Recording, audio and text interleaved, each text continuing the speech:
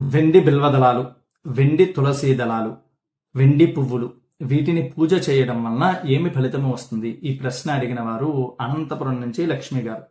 ఈ వీడియో అందరికీ ఉపయోగపడుతుంది. ఈ వీడియోని అందరికీ షేర్ చేయండి. మనకి పూజ అనేటువంటి దాంట్లో ప్రకృతి సంబంధమైన వస్తువులు మాత్రమే ఉపయోగించాలి. అప్పటికప్పుడు పూసినటువంటి పువ్వులు, మంచి వాసన ఉన్నటువంటి పువ్వులు, పురుగులు కుట్టనటువంటివి అంటే రంధ్రాలు పడనటువంటి బిల్వదళాలు, అలాగే తులసీ దళాలు వీటిని మాత్రమే పూజలో చేయడం వలన మంచి ఫలితాలు వస్తాయి అని చెప్పి శాస్త్రం.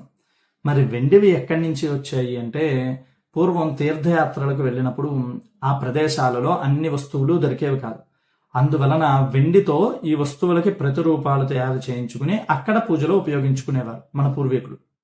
ఆ పద్ధతి ఇప్పుడు ఏమైపోయిందంటే, ఇప్పటి కాలంలో వైభవం కోసం పువ్వులు ఉంటాయి, అయినా కూడా అష్టోత్తరం అనగానే వెండి పువ్వులే పూజ చేస్తారు.